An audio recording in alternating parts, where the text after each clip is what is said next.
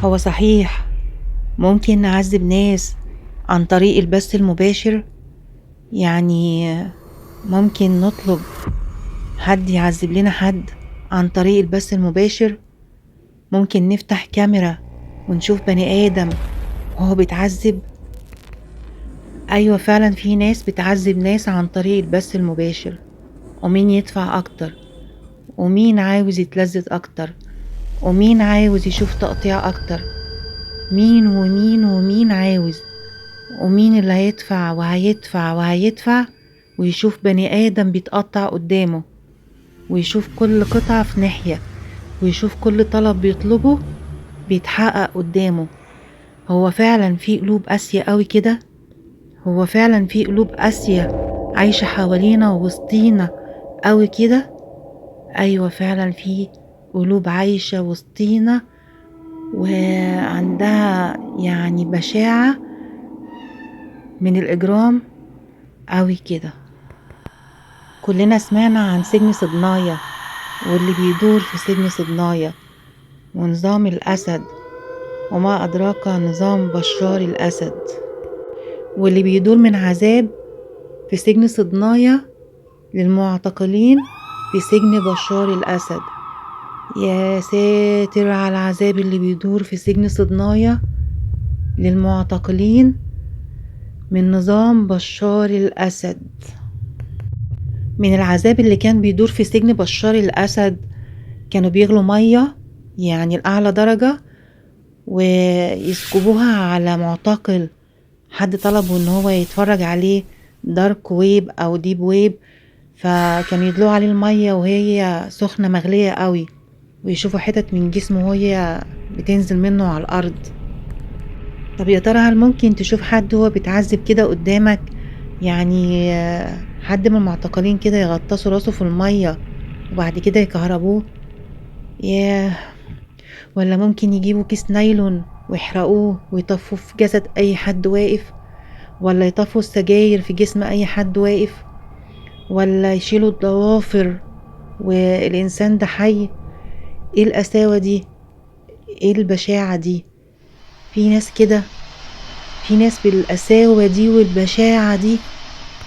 كمان من اساليب تعذيب سجن بشار الاسد كانوا بيحرقوا اصابع الضحية وشعره، وكمان ودنه، وكمان كانوا بيخلعوا الضوافر الايدين والرجلين بأدوات تشبه الكماشة، وكمان كانوا بيمزقوا الأطراف والأماكن الحساسة بالمقص. مين يستحمل كده؟ مين بني آدم يستحمل يشوف كده أو يعذب بني آدم كده إلا إذا كان بني آدم قلبه مخلوع من مكانه؟ لما كانوا بيحرروا سجن صدنايا وبيحرروا المعتقلين اللي فيه، شافوا حاجات غريبة. بس ايه يا ترى الحاجات الغريبة دي؟ شافوا مكبس آلي، وشافوا حبال المشانق، وشافوا كمان غرف سرية كتير قوي، خصوصا غرف مكتوب عليها أرقام زي رقم 8. يعني حاجات كده غريبة قوي بتدور في السجن ده. طيب هما ايه الاستفادة ان هما مركبين كاميرات في أركان كتيرة قوي في السجن؟ هل يا ترى ده السجن ده عاوز اقول لكم كمان ان بقى في شبكات متخصصة في الدارك ويب والديب ويب لبيع الاعضاء؟ يعني في مواقع بقت صعبة قوي، يعني في مواقع قانونية ومواقع غير قانونية. طبعا المواقع الغير قانونية دي بيدخلوا اللي هم تجار المخدرات وتجارة الاعضاء، بيطلبوا ناس كده عيني عينك يعني لتجارة الاعضاء عن طريق البث المباشر. يعني بقت تجارة كده عيني عينك.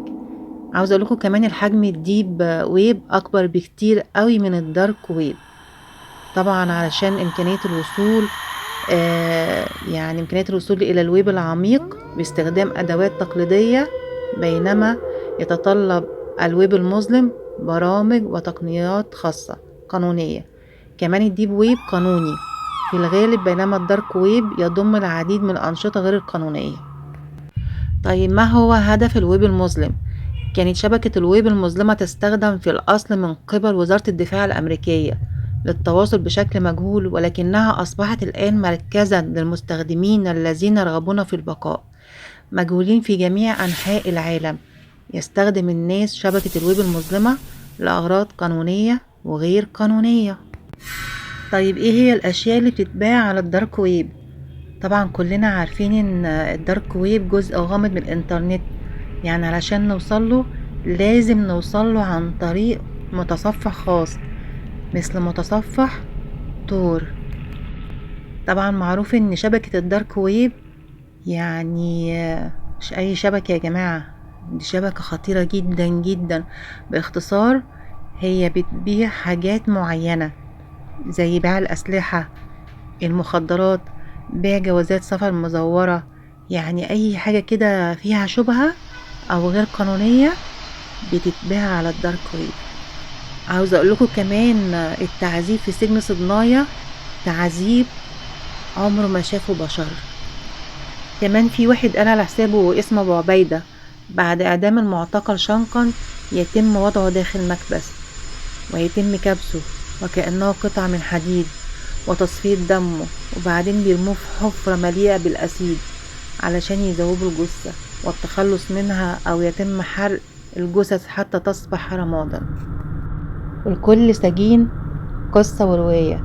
يعني في سجينة اسمها مريم بتقول في منتصف الليل كانوا بياخدوا البنات الجميلات إلى العقيد سليمان جمعة رئيس فرع 320 التابع لأمن الدولة السوري في حماة علشان يغتصبهم. كمان العميد وأصدقائه كانوا بيعندوا على البنات في غرفة نوم جورة لمكتبه المزين بصورة الأسد، بالإضافة لرش مشروب العرق القوي على أجساد الضحايا. وكمان في سجن صدنايا كانوا بيعلقوا المساجين عراه، وكمان كانوا بيرشوا عليهم مية باردة في عز الشتاء، وكمان كانوا بيحطوهم مع ناس مرضى نفسيين، يعني عذاب لا يتحمله بشر.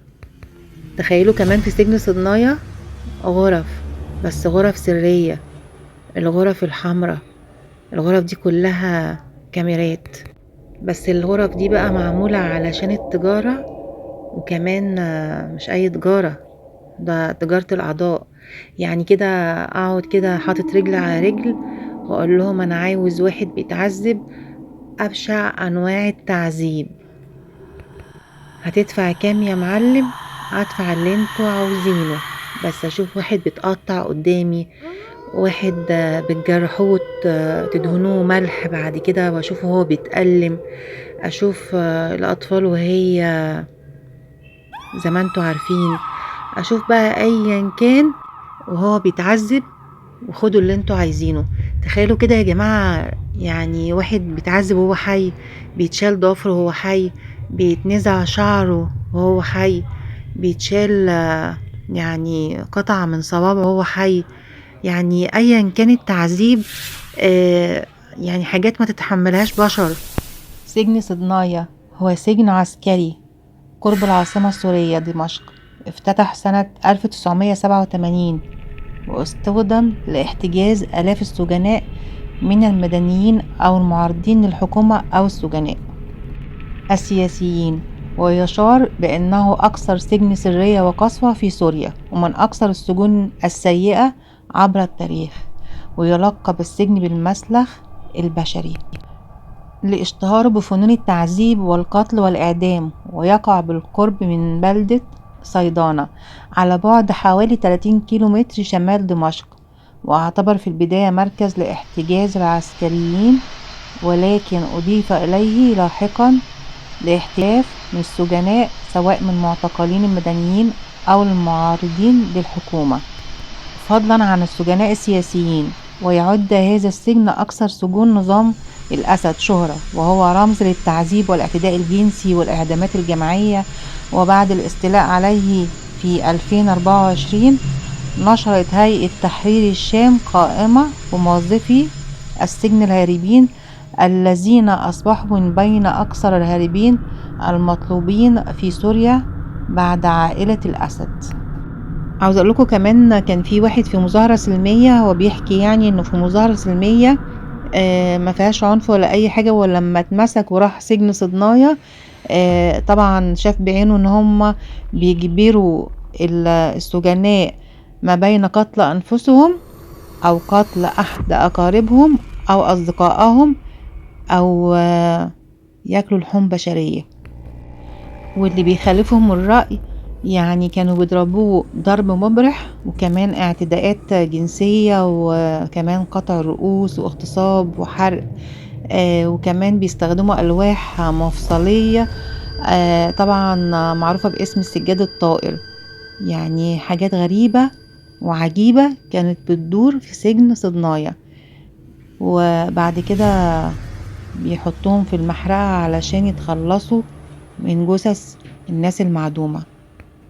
هو في بشاعة قوي كده يا جماعة، يا على البشاعة اللي هم فيها.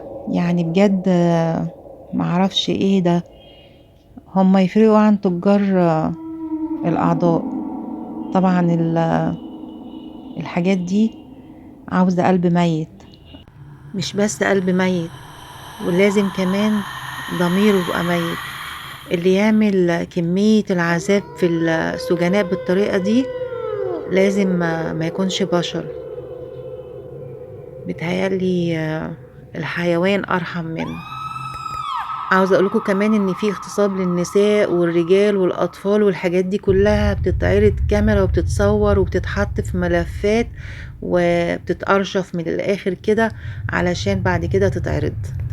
كمان المختفيين في سجن صنايا بيودوهم غرف مليئة بالملح. يعني في ناس بتموت فبياخدوهم في غرف مليانة بالملح علشان الملح بيقلل من تعفن الجثة يعني بدري. فعلى قد ما بيقدروا كده بيحتفظوا بجثث المعتقلين على بال ما يجي دورهم في الحرق، يعني علشان ريحتهم ما تطلعش. فالملح بيعمل على بطء عملية التحلل. كمان بيحاولوا يتخلصوا من الجثث والناس اللي هي معتقلين ومالين غرف السجون. طبعا بياخدوهم يعدموهم إعدام جماعي، وكمان بيتخلصوا من الجثث في الشاحنات ليلا. طبعا روايات وحكايات سجن صدنايا ما بتخلص، لانها طبعا حاجات سرية وحاجات لحد دلوقتي بيكتشفوها. فعلى قد ما قدرت ان انا حاولت ألم الموضوع كده في قصة بسيطة. بس بجد يعني الواحد قلبه يعني حزين جدا للأحداث اللي هو كل يوم بيشوفها وكل يوم بيسمعها. حاجات بجد توجع القلب.